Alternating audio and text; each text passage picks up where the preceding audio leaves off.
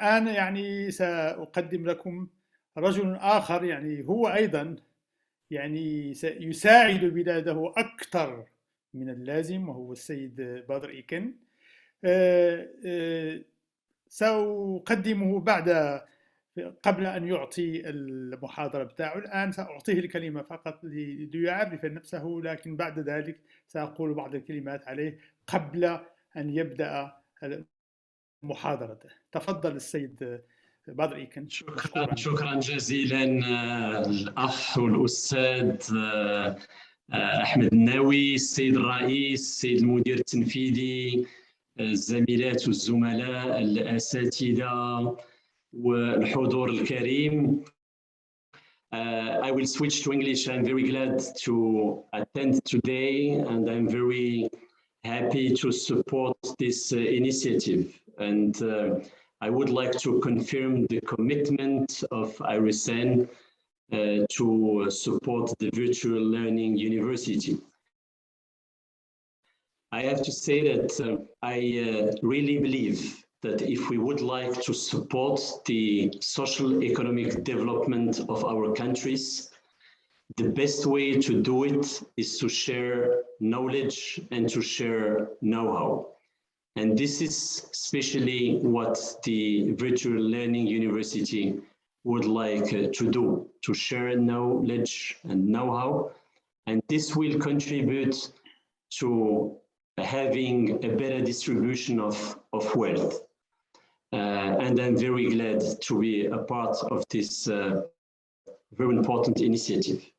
I also would like to really pay tribute to, I will say, the driving forces, and maybe then I will start with one of the most important driving force is my dear colleague and friend, Professor Ahmed Nawi, for this initiative, but as well as the other colleagues, Dr. Salim Rajed. Thank you very much for this initiative on behalf of all the participants and on behalf of all the partners and students who will then participate to this initiative. I also would like really to pay tribute and to thank Dr. Jamila Morabit, as well as Dr. Radwan Al-Anbi, and of course, all the professors and experts who are committed to support this initiative. Maybe then last but not least, I would like to thank all the students and to really confirm, to welcome them to this very important initiative. And this is only then the beginning. I wish all the success to this initiative. And as my dear colleague and friend, Dr. Ahmed Nawi said, we would be then glad to really then support the virtual learning university, slowly contributing to make it more, to have a broader access to more people, more topics, and to contribute to have a better, sustainable, and to have a better world. Thank you very much. شكرا صديقي وزميلي بدر إيكن. If you allowed me, I will share for 1 second my screen, so in order that I can show something very easily to the public. Do you see everything there? Okay, so I want to, well, I will switch to English because I suppose my colleague and friend Badr Ikken, he will give his speech in English, and there are of course a lot of communication will be in English, I guess. So I know Badr Ikken, it was just by chance, and sometimes chance is very important. I met him in a conference in Germany, in Hamburg. At the time, I was responsible of a project which we called Athlete, and I had to go to present some results in a conference which is photovoltaic solar energy conference, or European photovoltaic solar energy conference. He was there, and he gave my speech, and then he came to me and told me that he's building in Morocco. He was also, because we speak in German, he was also he did his study here in Berlin, in the technical university, and he came back, and after he worked in the industry here in Germany, in many places, as a leader in the Baum machine. It's in German called like this. He's especially in Baum machine and energy. And he came back to Morocco, and he wanted to build up an institute. That's in 2011. Of course, I was here since long time in Germany. I can't understand how crazy it is, but now I realize that his vision is very important, and he realized it. So you cannot imagine, or I cannot say I'm not able to do something like this, because it's a lot. It's a huge. If you go to Ben Guerir, you can see how Badr Ikken he realized something which is very. I can't just say this is a dream for me. So you have in front of you his biography, a short biography, but it's not the biography which is important. I always say this is what you have done for your country. And I think I remember one word. I think it's Kennedy in United States. He says you haven't to how to say this to see what your country will give you. You have to see what you have to give to your country. And I think Badr Ikken he gave a lot. He built up a very huge institute. He will have the opportunity today to talk about this, his project, what he realized. He's going further, what he called IRESEN 2.0, and he will explain to you how the Institute of Solar Energy in Morocco is built, and he will also show you something from research and development to manufacturing.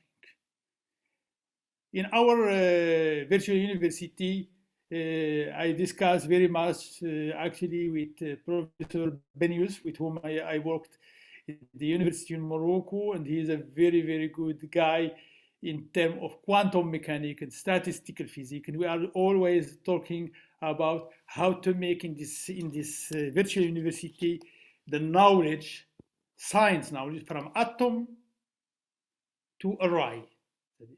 So, for example, if you take a solar cell, you go from atom to the module, and even further.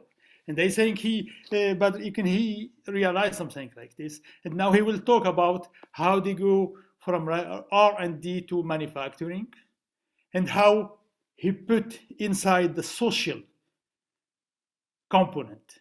So thank you, my friend and colleague Badr Ikken. We are working since 11 years, and I have seen really a good guy, very generous, very polite, very diplomat, and I'm really proud of you. And I will give you the floor. The virtual floor is yours. Thank you very much. Thank you very much, dear friend and colleague, Professor Ahmed Nawi. I am also proud of all what you did, and I'm as well very proud of our friendship, collaboration, and we see then the results, because all what we did is the result of the collaboration, of the cooperation, and the commitments of people. And this is as well, I will say, the spirit of the virtual learning university. Thank you very much for giving me this opportunity to share with you what we did and how, as you mentioned, we would like to move really from the research to the innovation, and from the innovation to the market, of course, through production and manufacturing. IRESEN is now 10 years old, and as you said, dear friend, Professor Ahmed Nawi, when it started, this is the result of the work of committed young engineers and researchers with the support of a network of researchers. And again, I have then to pay tribute of all the partners and professors who supported us. To give an example, today there is Professor El-Bari, Hassan El-Bari is as well attending, or other colleagues, only then to give an example, all the professors, Professor Sadoun, Professor Jamil, all the professors supported this initiative. And today, after 10 years, I would like to share what we had and what is now for the next decades, the strategy and the objective. When we founded 10 years ago, the objective was to support the national energy transition. And we had different ministries, different agencies, different institutions which are working in the field of renewable energy and energy efficiency, public and private. It was innovative to have this cooperation between the public and the private sector to support the national energy transition. And we tried to think about then the best way to do it. And some people said, we need only funding, we need access to funding. And then other colleagues said, no, we need as well to cover other parts of the value chain.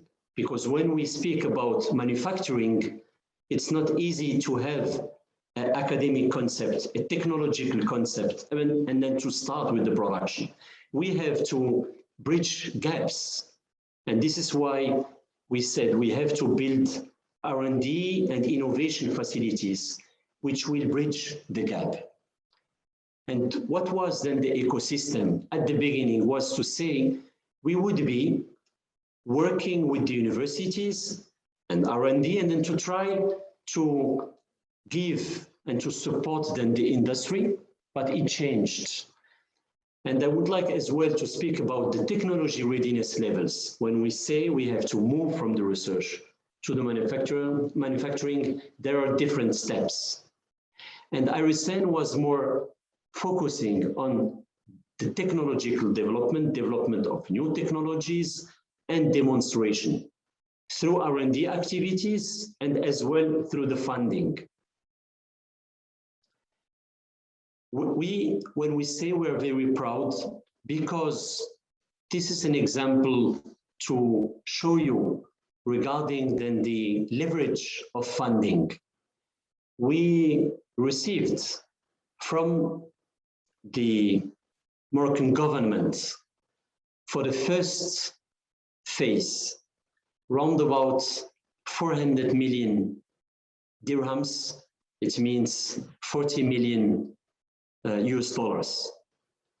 And we were able to leverage more than 50 million US dollars through an international cooperation, through the funding of industrial partners.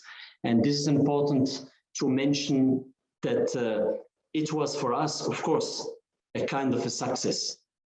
But when we analyzed all what we did, and I have to say, in this amount of 380 million dirhams, 38 million US dollars, we allocated 250 million dirhams, 25 million US dollars to universities to support applied R&D projects.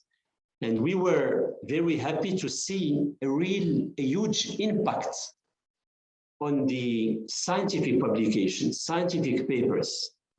We were able to multiply the number of publications with 15. But when we saw, and then we had the fundraising of 50 million US dollars, but when we saw the impact on the patents, on the creation of companies, startups, the development of new products or services, it was more limited. And we said, okay, it was a step to support applied research in the universities, because sometimes we have more in the traditional universities or in universities in developed countries, we have more basic research.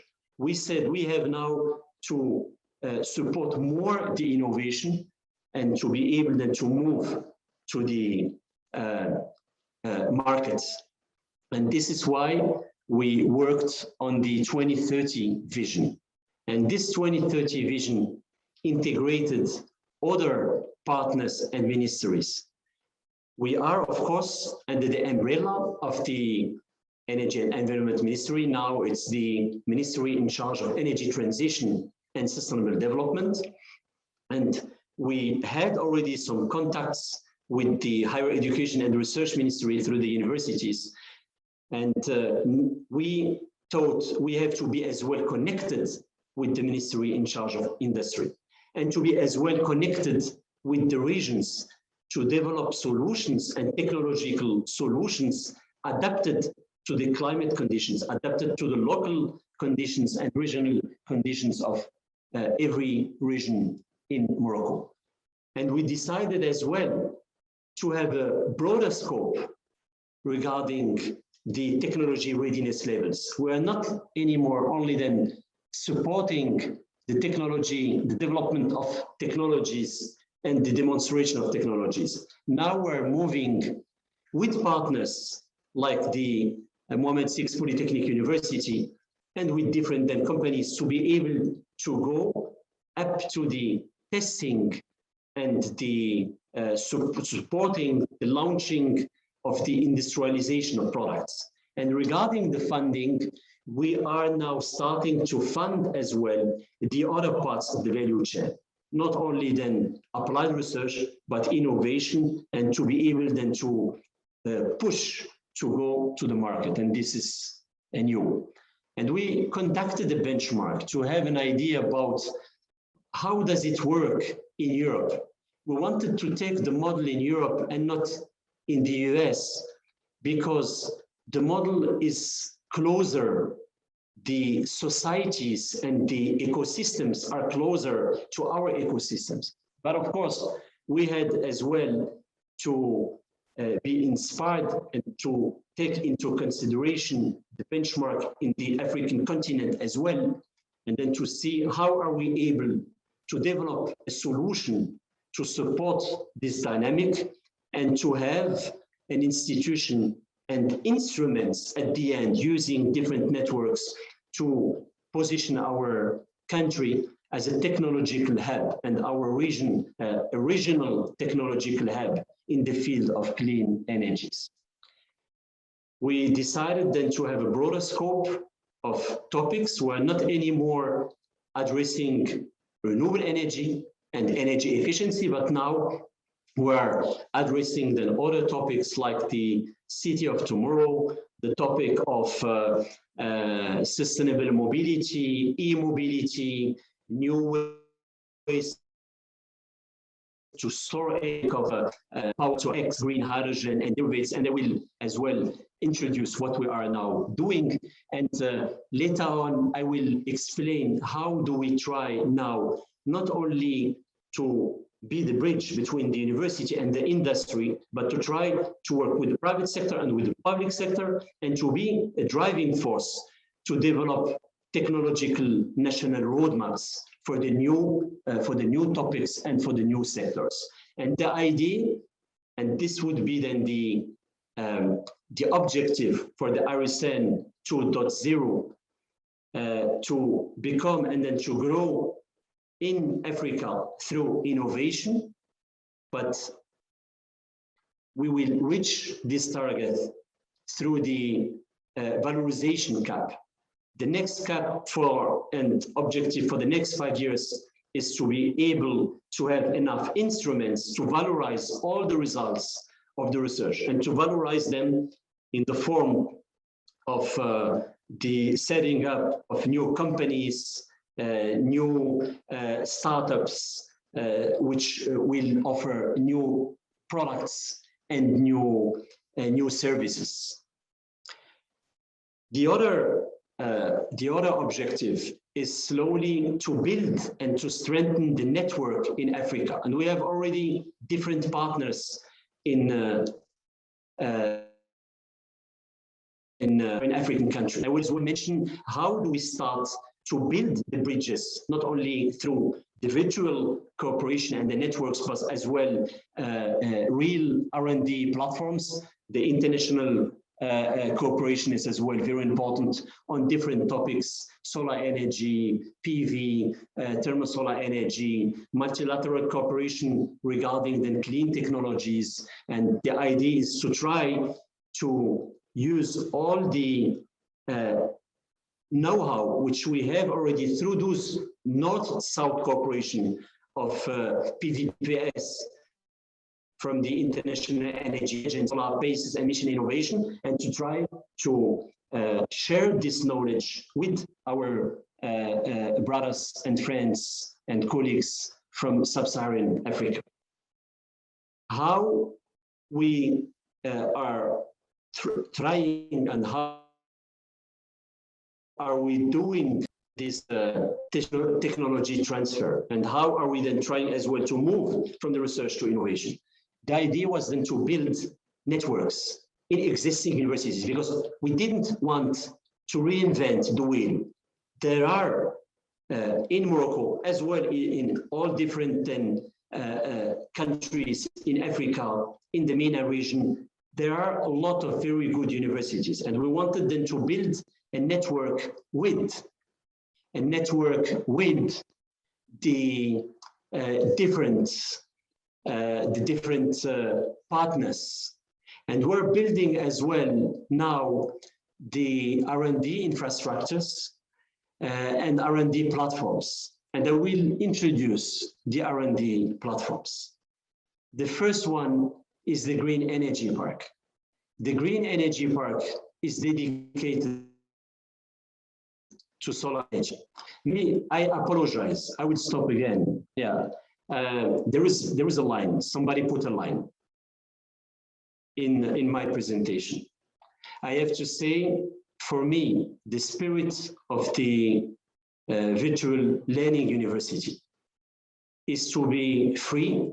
Everybody has the right to show and to have his point of view. My point of view, this is the Moroccan map, and I would like then to ask you to respect this point of view. If somebody has another point of view, he's free later on to express what he would like, what is his position. But I would like then to friendly ask you to let me finish my presentation and my work. I am developing R&D infrastructures for different regions. Borders is not the topic of the presentation. For R&D, for virtual learning, there are no borders.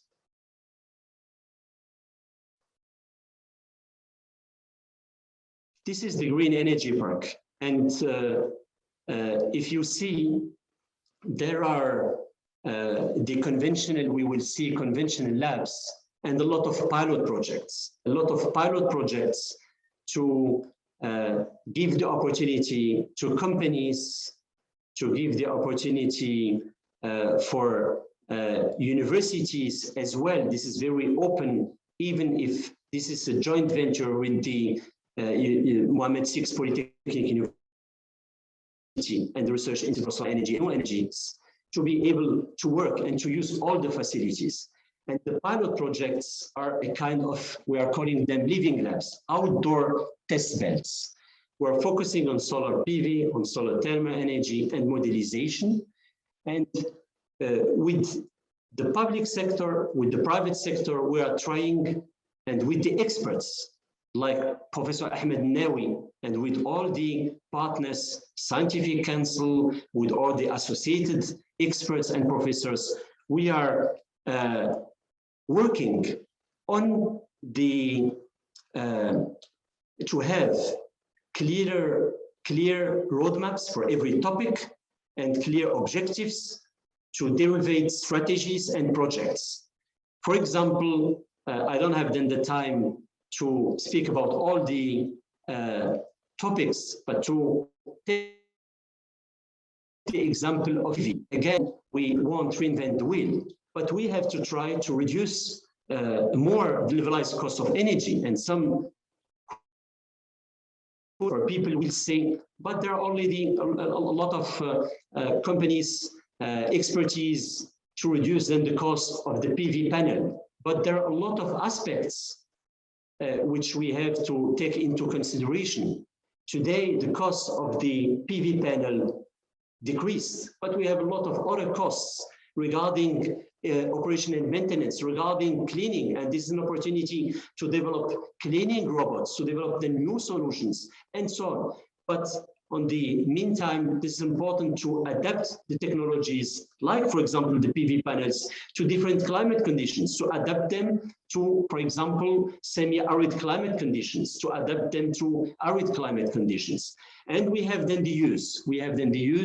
There are a lot of opportunities to develop new applications for PV. And if I will again take example of the reduction of the levelized cost of energy, we have projects to work on the circular economy, because in 5 years, in 10 years, we will have a lot of older PV power plants, PV panels. We have to think about those products, and this will give an opportunity. This is an opportunity to set up as well new sectors, to set up new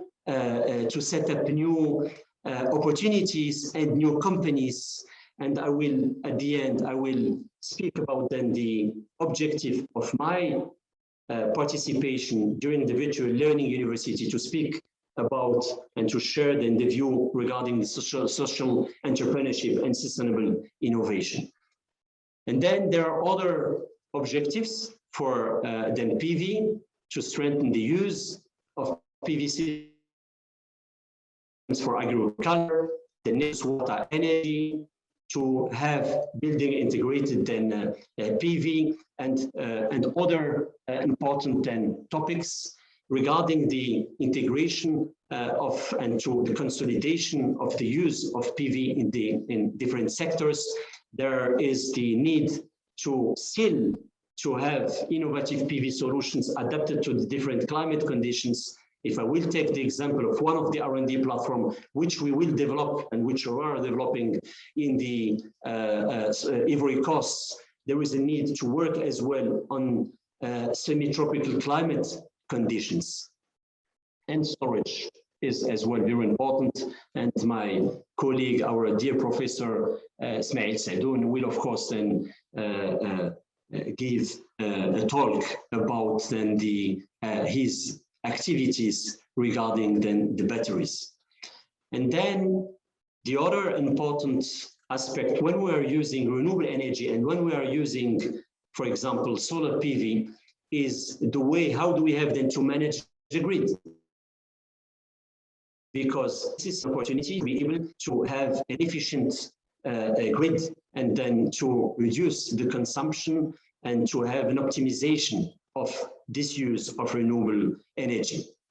Of course, there is an intermittency, and there are solutions like then the electrochemical storage to find a way to have then a better management. But the idea here is then to develop new models, microgrids, which might be then used in a smaller village. And PV has a huge potential for sub-Saharan Africa. Why? Because we still have more than 500 million African people without access to electricity, and this will give them an opportunity. The idea as well is then to work on the design and testing of ICT infrastructures for smart grid, IT security, smart energy metering, if we would like then to have better management, but I have then to be able to do the monitoring, to do then the metering. And we know that now the e-mobility is coming, and I guess faster as expected. And this might give an opportunity to combine and to integrate the mobility, e-mobility in the electrical grid, and to couple it with renewable energy, because cars are, from the point of view of the energy, a battery on four wheelers.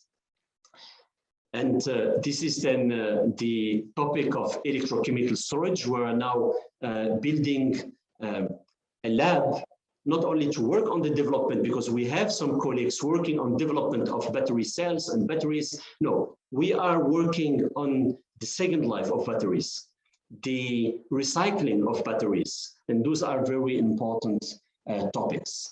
Regarding thermal solar energy, we have two objectives. First one, of course, is to extend the use and the scope of concentrated solar thermal technologies, not only to produce electricity, but also to have the direct use of thermal solar energy, to dry phosphate, to dry vegetables, to be able then to do air conditioning or to have industrial cooling for different applications. And on the other hand, is to improve the competitiveness of CSP in Morocco. And there are a lot of objectives, and behind every work package, behind every objective, there are real projects, and we will see then some examples. And from every project, there is a potential to create a company. Behind every new project, there is an opportunity for not only, of course, the Moroccans, for all the colleagues, and especially if I will take the focus on the MENA region and in Africa, to create companies, those are opportunities. Products and services. We're working, for example, to develop new solutions for high temperatures. If we have them to dry, if we have, for example, then phosphate, we need then high temperatures. This is an opportunity as well to work on the thermal storage, to be able then to use mining wastes, to be able then to use different kind of local materials, to use them for the thermal storage for different applications and different sectors. And all the time we're trying then to have the mutualization. We're trying to have the mutualization because you will see our R&D platforms are used for research, applied research, now slowly for innovation, but they're open and they're used as well for training, for education. And we are pushing to be able then to use them as well for business creation. And then I hope, and this is the link between the virtual learning university and with existing infrastructures and partners, we might have the opportunity to have a lot of important courses done by professors, experts, and then to have all the important parts to be able to have the knowledge, and then later on to have practical training in the R&D platforms to have more know-how. The platforms are as well, when I said business creation now, we have equipments, we have experts, and we're trying then to motivate them to work as well on different services for the private sector, for the energy efficiency, for renewable energy, and for the e-mobility. This was then the Green Energy Park. This is the second R&D platform. This is the Green and Smart Building Park, and you see in the front the R&D labs for the characterization of materials, for construction materials, to be able to develop the use of natural materials, of local materials. This is the part regarding then the construction materials. We have the second part, which is already constructed on the right side. This is the building for smart grids. And I will then say a few words about then this lab center and then the simulator. And we have behind the buildings, we have a small city. This is what we are calling the solar village. And the solar village is constituted by 40 houses with small micro grids, which might be then connected, disconnected. We have the possibility then to test, and we have houses made by with the same architecture, made by different construction materials: wood, concrete, stone, hand, and so on, to be able then to do all the different tests. And the houses would be then used, of course, by students, PhD students, and they will have the possibility to do different then tests and development. And this is the layout of the Green and Smart Building Park, the labs and the living labs. Again, living labs is a small city, and we're not only working on small houses, we have as well then buildings. We have, for example, buildings with 3 floors made completely by wood. We're working on a new building of 3 floors to work on the use of the natural materials in buildings, and to work as well on social with accessible buildings. And those are, as I mentioned, the topics: green construction buildings, smart grids, and sustainable mobility, with a focus on the e-mobility. We have, as I introduced, objective, of course, to improve the energy efficiency of buildings. The idea as well is not only then to work on the micro level on houses, but later on, and you will see some examples, to take the model and to duplicate then the model, to be able then to see what is the impact on the macro level or on the meso level when we have a city, and the footprint of the city. And this is very important as well to do this, and those are the activities of the current researchers and engineers. Modeling and simulation. There are some projects like development of the solar cadastre of important densities in different regions, and of course to take all this knowledge and to share this knowledge with the cities, with the municipalities in our country. Modeling, working on different methods for renewable resources estimation, and we started with it a few years ago, and then today we have a lot of projects. We are working on the UV EBC impact on the wealth and the cartography of the UV. We're working as well, as I mentioned before, on the solar cadastre. We have the analysis of the renewable energy resources in Morocco, and now we have partnerships with other R&D institutions, universities, and partners in sub-Saharan Africa to support them as well to develop then the different models. And when we have all then the different experiences and skills, when we started, for example, with the weather measurement stations in different regions in Morocco, we had to develop as well our own in-house developed SCADA. And with this management and handling of the data, we started then to, you will see, to duplicate this knowledge in other topics. When we started with the electrical e-charger vehicles, we use as well our SCADA to be able as well to collect the data, to analyze the data, and to use it for different applications. I mentioned as well, to improve then the energy efficiency in buildings. There are different projects which are then ongoing regarding the thermal insulation, regarding then the acoustic insulation, and so on.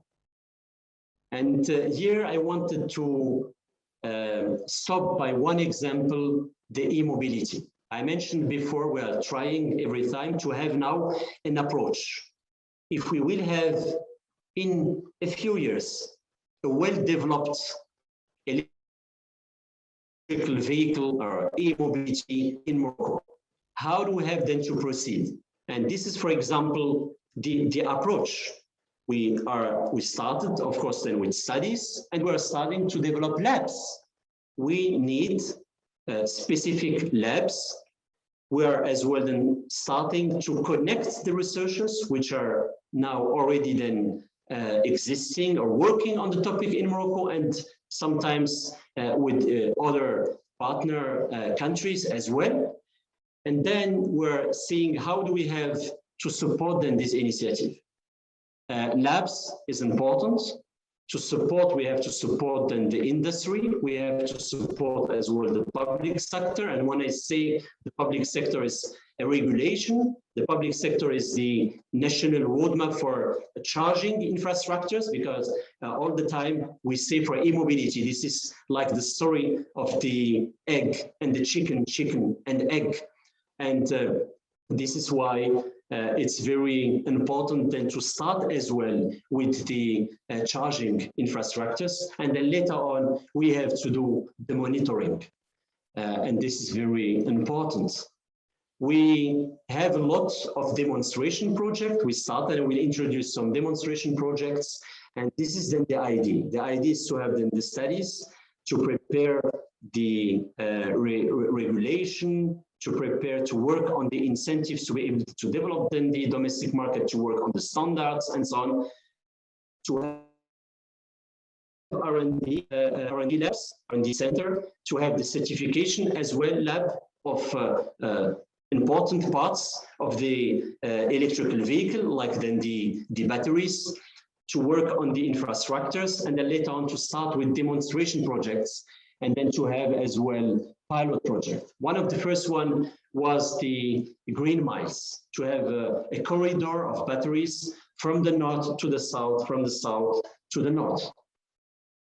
Another one was to say now we will start by the beginning of next year to have in every city at least 100 e-chargers, to have what we're calling the minimum infrastructures. We have it already on the highway, and now we have in every city the minimum infrastructures to have 100 e-chargers in every city.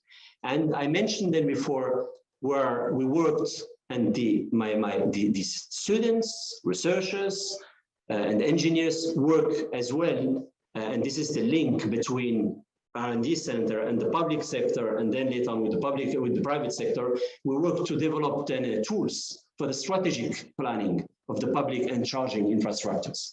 And our SCADA, for example, is now already then used for the existing e-chargers on the highway. We're using this SCADA, and it was then in-house developed, and for the maintenance, they are able then to see, to collect all the data, to check, and if there is a problem with the one e-charger, they're able then on a very practical and fast way to repair the e-charger.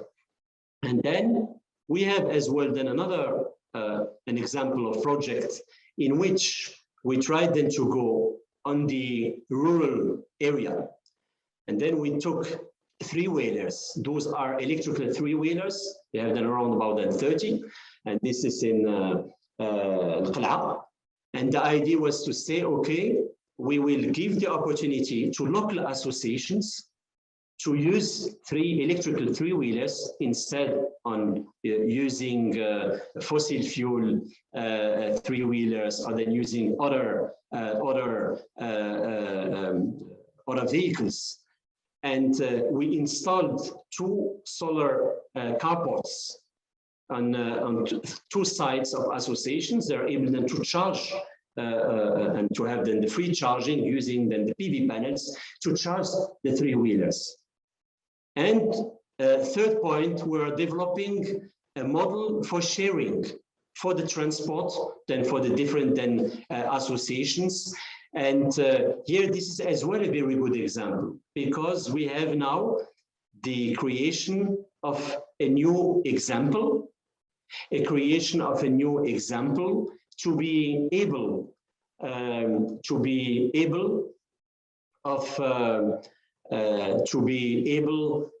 to create the new jobs for charging and so on. Again, I see some lines. This is not coming from me.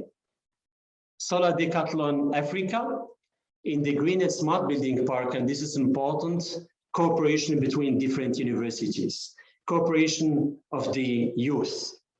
We had an event, and this is a part of the Green and Smart Building Park, in which 54 universities 20 countries worked then together to prepare themselves. And we prepared everything, and we give to the youth the opportunity to build sustainable houses. Of course, this is a competition. They had only then 3 weeks. And you see on the picture on the left side, by the end of August, we didn't have then anything. And after 3 weeks, we had all the different then houses. And you see here some pictures of the students. And this is very important because this is an opportunity as well. When I mentioned before, virtual learning, to connect this knowledge platform with know-how physical platforms. And it was an opportunity for the students to work on different aspects. And this is very important as well. We had students coming from different faculties, coming from different, we had architects with engineers, electrical engineering, mechanical engineering, environmental studies, and so on, working together to develop the new concepts. And we have then a few teams and some people created startups working for specific applications. And the idea was, of course, then to do and then to try to reach the net energy positive buildings. You see, for example, every house had PV panels, and they had to be, you see then on the production and the consumption. And the idea was really then to see who would be then able then to cover his needs. Some teams had then the possibility using the storage distribution of the production. Other teams had the focus more on the energy efficiency, and it was then very important. And this is the site, the Solar Decathlon Africa, as well in the Green and Smart Building Park. And this is a real living lab, a real outdoor testing lab for students and open for all the different partners, universities. Unfortunately, because of the pandemic COVID-19 last year, we were not able to organize and to valorize this site, but we hope, of course, we will do this. And here you see then as I mentioned before, the Solar Decathlon Africa momentum will not stop. We have we are still working with local associations like Arhamna Association to support the sustainable then construction. We have then students which are then setting up startups for different topics regarding the integration of PV, regarding new material, new way to construct, for example, Ecodome. You see it here. This is a small house made by sandbags. And there are a lot of initiatives. And next year, we will have a second edition of the Solar Decathlon in Africa, Solar Decathlon Design Challenge, which would be a little bit then different. We will have a lot of teams and so on. They will develop in the consumption, but we want then, because this is a very heavy initiative, we won't have the opportunity to build all the houses, but we will choose the best ones. Maybe then we'll have 2 or 3 houses, and at the end, they would be constructed on the sites. What are now the new platforms, and how, as I mentioned at the beginning, we would like to have and to strengthen the South-South cooperation. Through the network of the Green Africa Innovation Network, we built the first R&D platform. This is still not a real picture. This is then a 3D layout of the R&D platform in Yamoussoukro in Côte d'Ivoire. We will finish the platform, finish already the building. We're now working on the outdoor testing platforms. And I guess that by the beginning of November, this R&D platform will be ready. And how do we support as well new strategies? And this is why all the time we're starting, we think it's important to have such kind of R&D facilities and platforms, then to cooperate them together and then to support the public and the private sector, like we are doing, for example, for the e-mobility, like we're doing for solar energy. One of the next platform is the agro-energetic platform. This platform would be dedicated to energy application for the agriculture sector, and it would be located in Fes. The second one is the green hydrogen platform.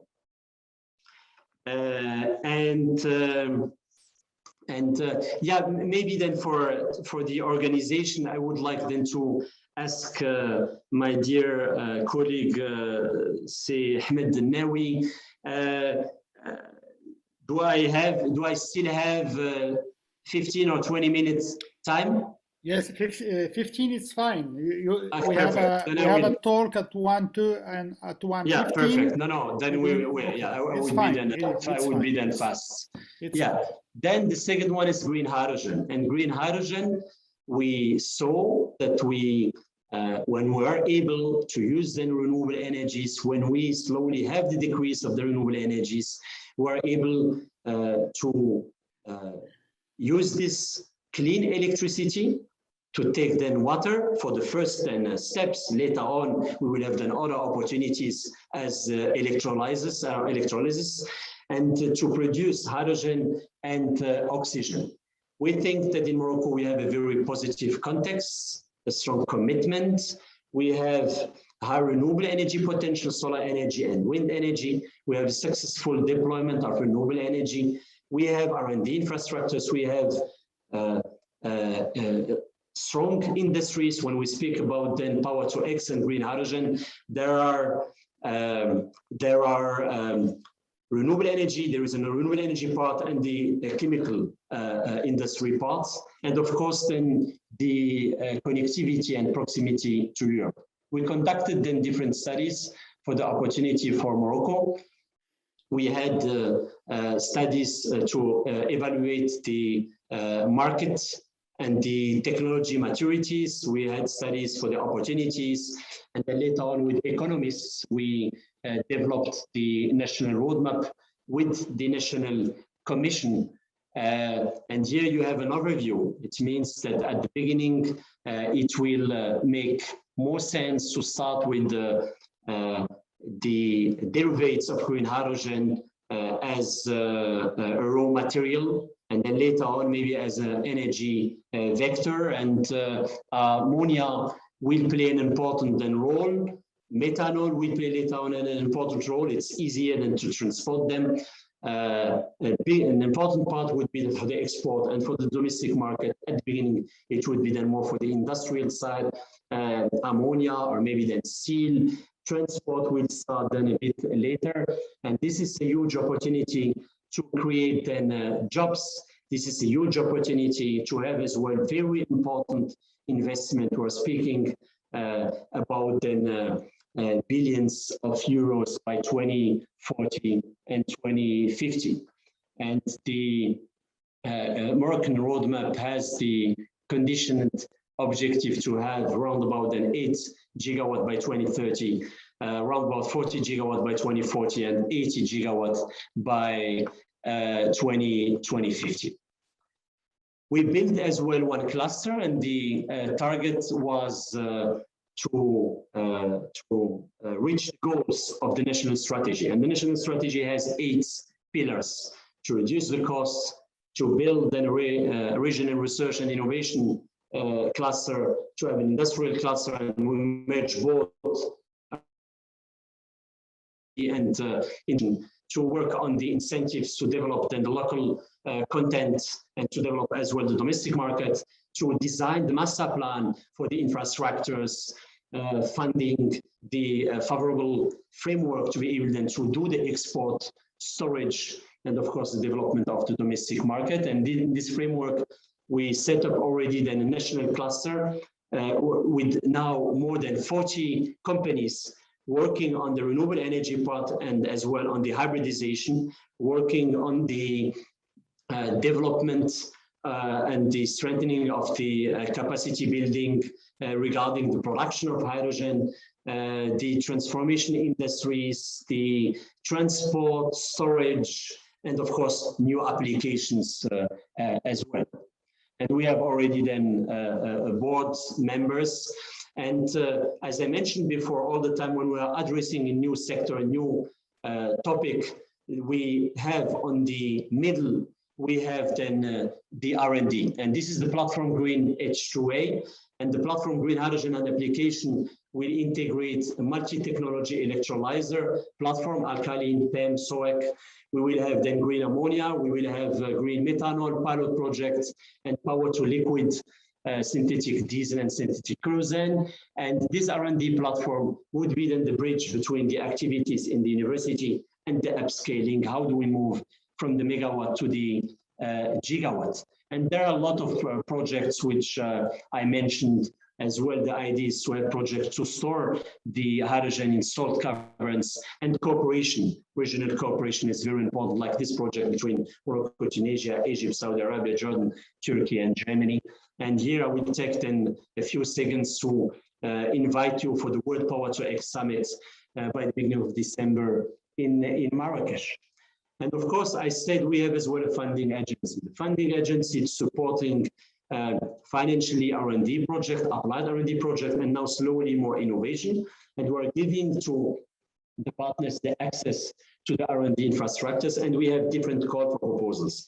National, bilateral, and as well multilateral call for proposals. And here are some examples for innovative projects. The use of thermosolar energy. This is a project of batteries using the local minerals. This was a project then developed by my colleague, Professor Ismail Saedoun. Different kind of projects. And I would like now then to go directly to see what is then the link to social entrepreneurship. When we are developing new adapted solutions through different projects with companies, with the European Commission, with DG Research, like RealCorp or the DZPV panels, we're trying then to take the results and then to work with partners, with associations. For example, here on the right side, you see Green Doors. We said we have together to develop smaller solutions, mobile ones, with storage, with the PV panels, to give the opportunity for smaller villages, or to give the opportunity to smaller douars, and which don't have the access electricity to potable water, then to be able to use the renewable energy. And this is very good example, because such kind of solutions and technological solutions might be then very well duplicated in different regions in Africa. And this is again the same regarding the e-mobility. We have then different projects who are developing e-chargers, and we will see then what we did. And we are using as well all then the knowledge to use it for the social project, the TUMI project, which I mentioned before. The same is regarding e-lighting, regarding then smart grid, to reduce then the energy bill, electricity bill, using then smart grid and solutions. This is as well then the same. And we have education and training. We have different masters as well with different partners, with University Qadi Iyad, with University Mohammed VI Polytechnique, using all the time knowledge and the infrastructures. And what's about the valorization, which I mentioned then before? We have already then products which already then valorized, like the ISMART e-charger. We have already a production line startup, and this startup is producing the e-charger. And we are now with the universities, because behind every project, you will find a partner in University Qadi Iyad, University in Marrakesh, or a partner in the university in Fes.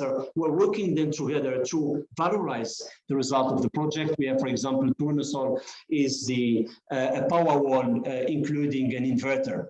And iSmart, to give the example, we have today already then different type of iSmart charger for street lighting, mobile ones, fast charger is as well in developing. And this is the modular production line. We have a modular production line in which we are able now to support every new R&D team or researchers, entrepreneurs to start to produce their first products and first production in this site. And the idea really is this innovation pathway, to have a model which might be then duplicated. When we have an idea, how do we have then to evaluate? How do we have to support them? Not only the technological development, because we have now the technological development and support, we have to have as well the other aspects, market study, business model, commercial strategy, and so on. And then later on, to be able then to support them as well regarding the IP. How do we have them to do we do license transferring? Do we do then joint ventures and so on? And on the green and smart building park, we have now this ecosystem on one side. We have the possibility from the idea to do then the design, to do the technical and financial support, prototyping and development, and the production is in the test fields. And this is very interesting. Yeah, and now the last slides. I still have only then 3 slides.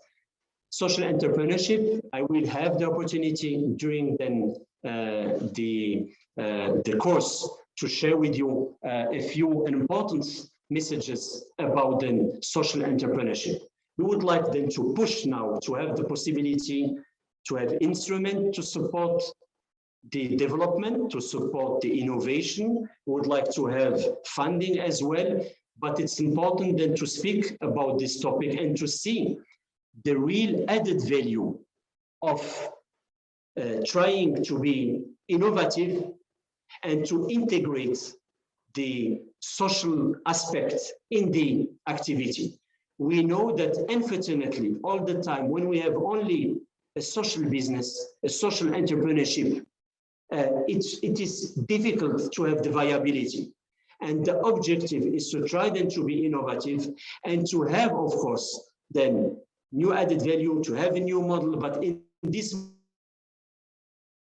not only to business, to think at very interesting models. There are some examples from one economist from Bangladesh, Mohammed Yunus, developing really a very interesting then model. And I will, during the courses which I will have in the virtual learning university, I will share with you the models. We will speak about how do we have, or how could we have a social business integrating social entrepreneurship, with the objective not only then to teach how do we have to fish or to give a fish, but with the objective, like Mr. Bill Drayton said, the idea is really to change the fishing industry and to integrate as well small, I will say, people who didn't have the opportunity to be involved in bigger projects. And this is why when we spoke about then the living labs and the R&D platforms, it's really to say we need R&D, we need to do all the different, to have equipments and then expensive equipment and so on.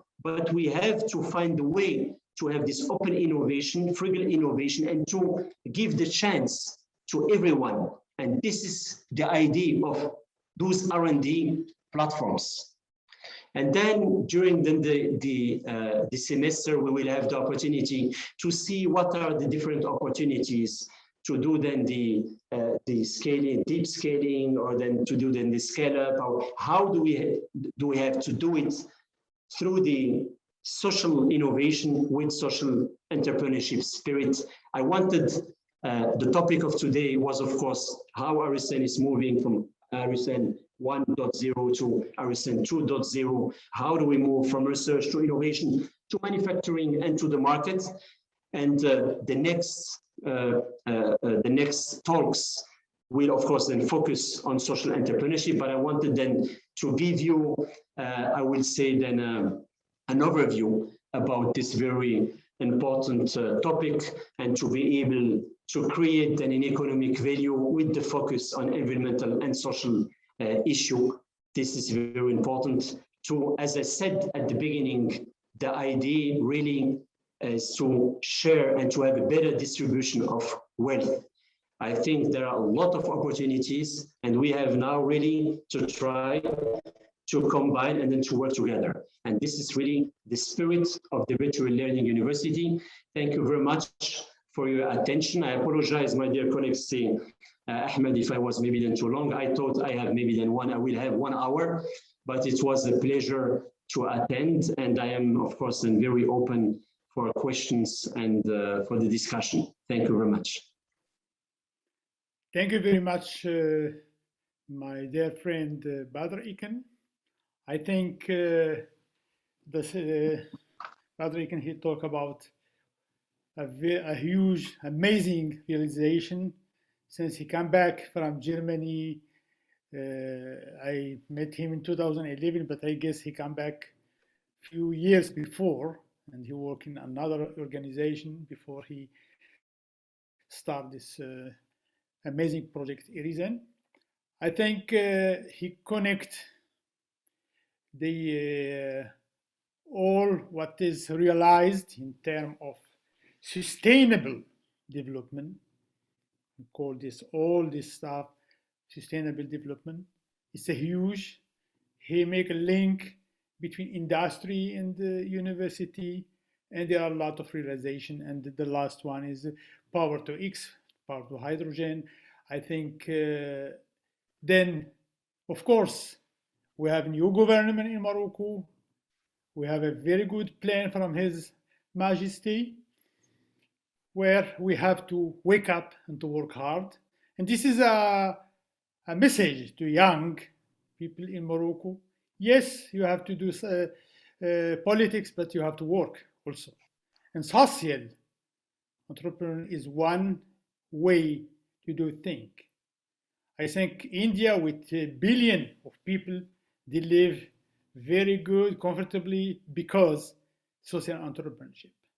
And I hope the message will go to young people in Morocco that to work on sustainable development and to work on sustainable entrepreneurship.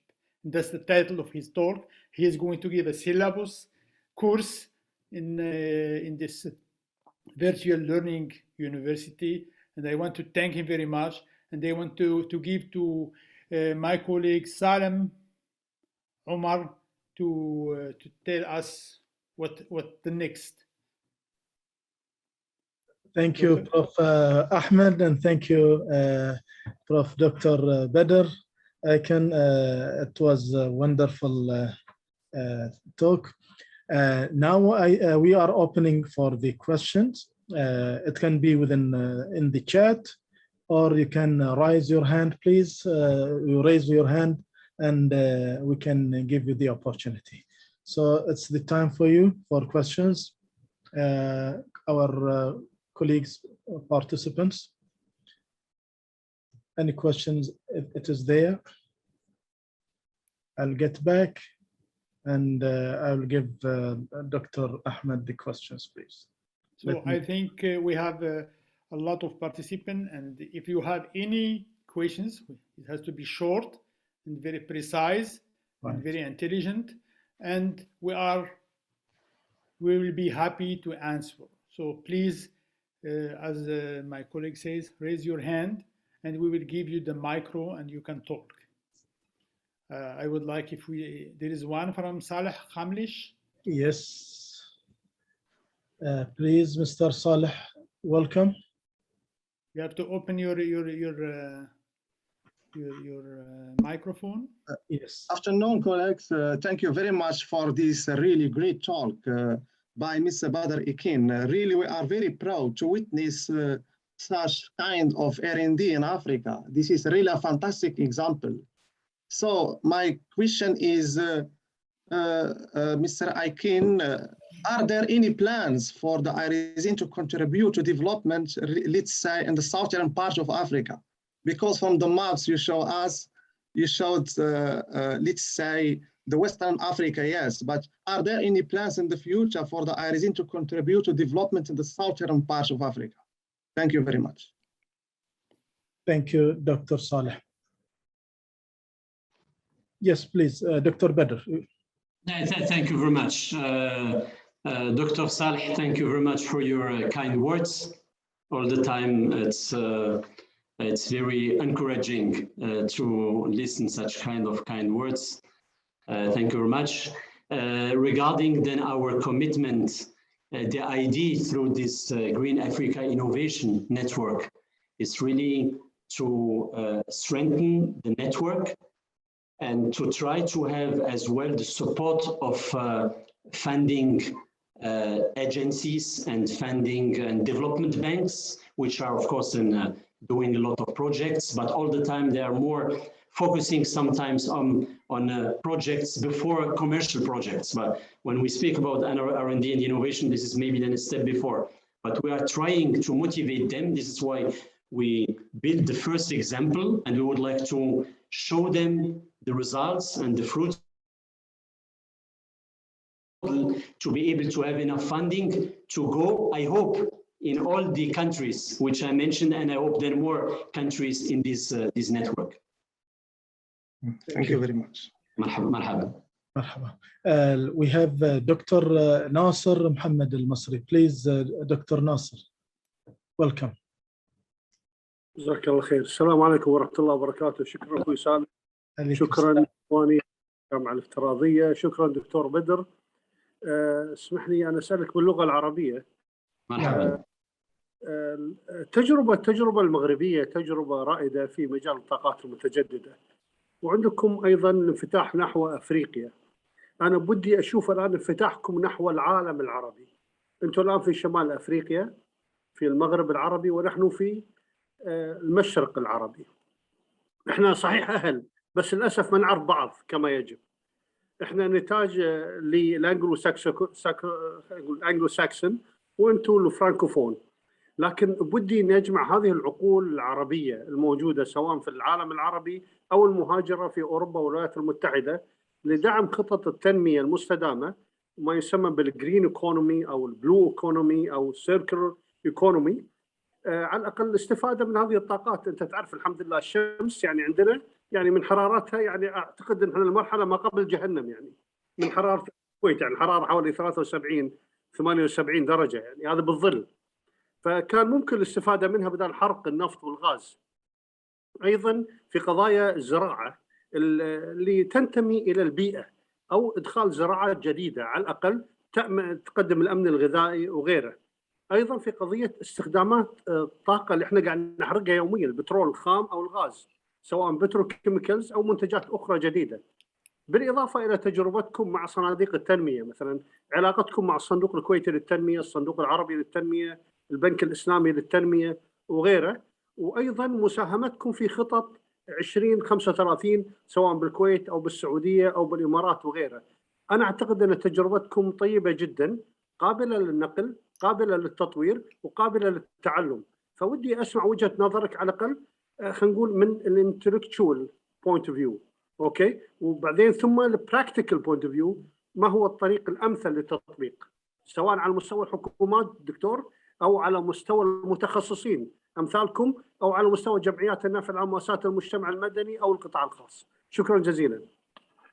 لا شكرا جزيلا الأستاذ ناصر على هذا السؤال. أنا موافق معك. I totally agree. I have then to say that what I presented, those are instruments and facilities, R&D facilities, which are developed or which were developed in the last 7-8 years. When we started at the beginning, I have really, frankly speaking, to tell you, we started with a lot of cooperation, for example, regarding concentrated solar power. We had a lot of meetings, courses with partners from the MENA region. We had as well plans to build regional industries, for example, for thermal solar energy. To say we will produce in Morocco, in Algeria, in Egypt, in Tunisia, in Emirates, and we had a plan. And we conducted as well studies with the support of the World Bank. It was the ISMAT. But what I saw sometimes, and this is why we have to find maybe then other ways to do this, I saw that regarding then the macro strategies and regarding the different governments, sometimes they have other priorities, and people will start, and I saw this, for example, in all the different countries. They will start to work with European partners and with North American partners, or as to start to cooperate then together. And it was the same in Morocco. We started then to cooperate with partners in Europe and in North Africa and in North America and so on. I think that at the beginning of new topics and sectors, we had to cooperate with developed countries, European and North American and so on, because we had to ensure and to guarantee the technology transfer. Sometimes for some new topics, when we started with CSP, concentrated solar power, we have then in Germany, they are working and addressing this topic since more than 30 years or 40 years. They had done some developments, and it's true, the first demonstration was then in Egypt, maybe then 100 years ago. In Spain, it was then the same, but in our countries, it was totally the new. We had to have such kind of cooperation for the technology transfer and cooperation. Slowly, we are building our expertise. We have as well now R&D centers for climate change, R&D centers for renewable energy and energy efficiency in the different then countries. Now, I think this is then the role of associations like RECRE and my dear colleague, Dr. Jawad Akhrez is participating here. And I hope he will as well introduce the association. We hope as well, this is my hope, and this is why I'm participating, and then I'm committed to the Virtual Learning University, to have other networks, not only the politics, but to have other networks and to build the networks between the experts, between the universities, and I would say today, this is a good momentum. This is a good momentum because now we, especially I think that after the COVID-19 pandemic situation, we understood we can't be dependent on only one country. We can't be dependent only on one region. We have now to develop different regional clusters, industrial clusters, expertise clusters, and so on. And now what we have then to do is really to try then again through using the different associations, different platforms to cooperate them together, and then to have this bridge. And I think when we have such kind of cooperation and bridges, it will start then, we will start then to have more expertise sharing. We will start with the infrastructure sharing. We will start then to have more and more cooperation. This is my point of view. Of course, this is very important because we have an opportunity and we are not really using this opportunity. When we see the Francophone countries or Commonwealth, those are clubs and networks, and they're supporting each other. We are not using our networks. But I think, and I hope we will have then the possibility in the future to do this for the new sectors, for the new topics. I see one message, if I will take the example of green hydrogen and the opportunity to develop then really a new kind of, a new economy, not only green, a new kind of economy. We might have really the opportunity because there is a need, a huge need, and there is place for everyone to be able to have more cooperation. But I totally agree with you. We have to strengthen this cooperation, and I hope that the Virtual Learning University with the other existing associations will contribute to this cooperation. But the spirit of the VLU is in this direction. Thank you. There is from Mr. Ayub Boghtib. He is asking about the project. He's saying this project of smart doors will be started this year. His question. Maybe he's asking about when you are going to start the program. Yeah, no, we started already 2 years ago.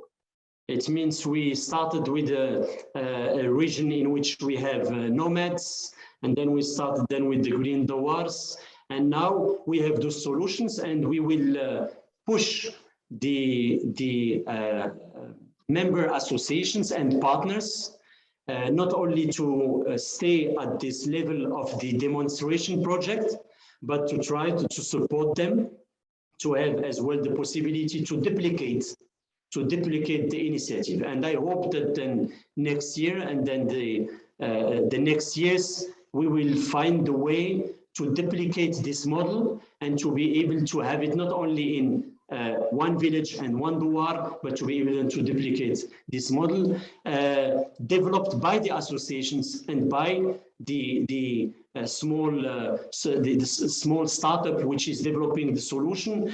And this is a real example of really social entrepreneurship, because they would like to develop this solution, not then to become then billionaires, but really then to support then the need of the villages. There are now 2 sites, and I will be then glad to share then what we did already. And the idea then with an association, they were students, I have to say. Those are students from a club in an engineering school in Casablanca who started with this initiative, and then who asked us as well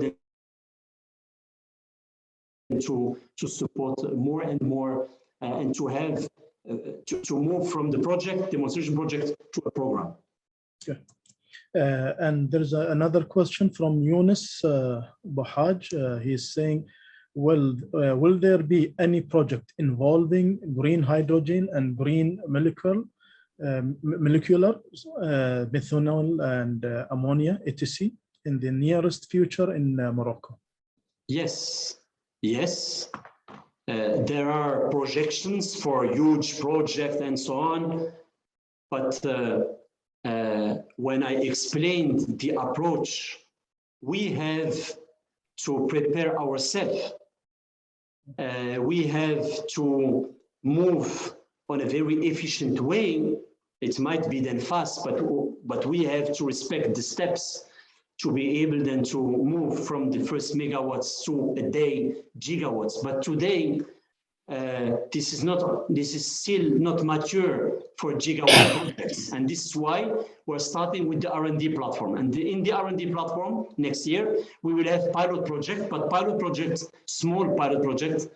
We're speaking about 5 megawatt projects, and 5 megawatt to be able to have a few hundred kilograms of green hydrogen, but it is enough to work already on the system to combine, because if we would like to produce green ammonia, I need electrolyzer, I need Haber-Bosch, I have a system, I need a buffer, I have to test, and if I will only be able to use only then the renewable energy and so on. And this is important then to start and to prepare ourselves. This is a project for the day after tomorrow, not for tomorrow, but we have now we have then to prepare ourselves. And if you allow me, Dr. Salim, I see one question.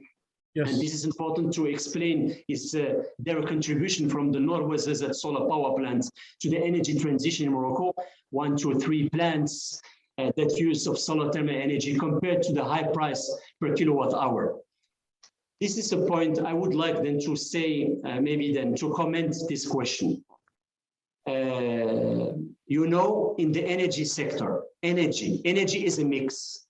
Energy is a mix. Today, you have in all the different countries, developed or developing countries, you will find power plants with a cost of 20 euro cents per kilowatt hour.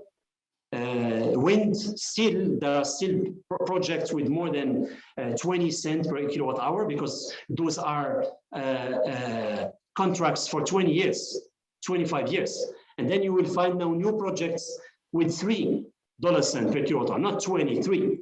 We will have then, we have fossil fuels, we have gas, we have renewable energy, we have, and this is all the time a mix. We can't say, oh no, it was expensive now.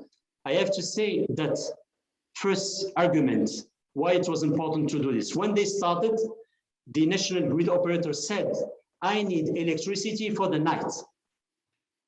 I need electricity for the night. I don't need renewable energy for the day. It was because we had the peak for the night.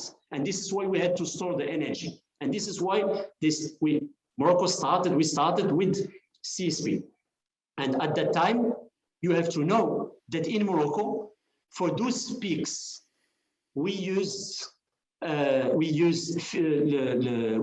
fuel generators, and fuel generators with a cost of $18 per kilowatt hour. We have 600 megawatt installed in Morocco. And then when we have then the CSP, of course, it's expensive, 16, but it's still less expensive. This is one point. Second point, Morocco wanted to do climate change. Climate change, there is, of course, there is a cost to be able then to do the climate change and then to decarbonize your electricity and your mix, to reduce the mix. We know today that our neighbors, our clients in Europe, by 2023, they will start to have tax carbons on the borders. It means that we will have an advantage in comparison to other countries which still have a lot of fossil fuels. Our products would be then decarbonized. Third point, when we have such kind of big projects, this is important because for a lot of people, they saw the real commitment in Morocco to attract investors, to be able to play a role. Of course, my colleague Ahmed, Dr. Ahmed Nawi said, there is a commitment and engagement from a lot of people to develop the R&D infrastructures. But I don't know if we didn't have the opportunity with the power plant, with the big power plant, if we had the opportunity really to develop all the R&D infrastructures. And this is why I think this is very important to start. And we have to know all the time, energy, this is a mix.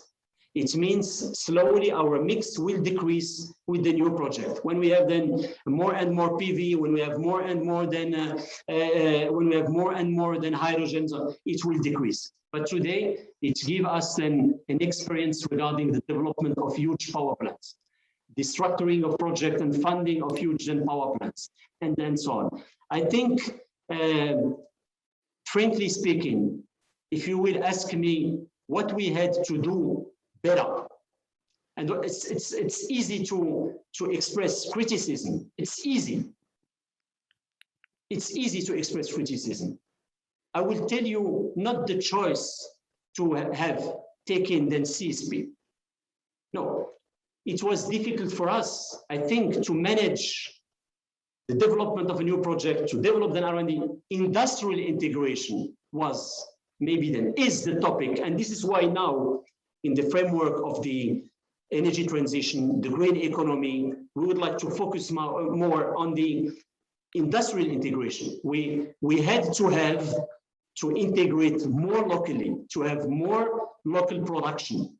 But I think today, if we have to work, and the big countries, or I will say not big countries, rich countries and some developed countries are today speaking with Morocco, to work with Morocco to develop maybe then the green hydrogen economy.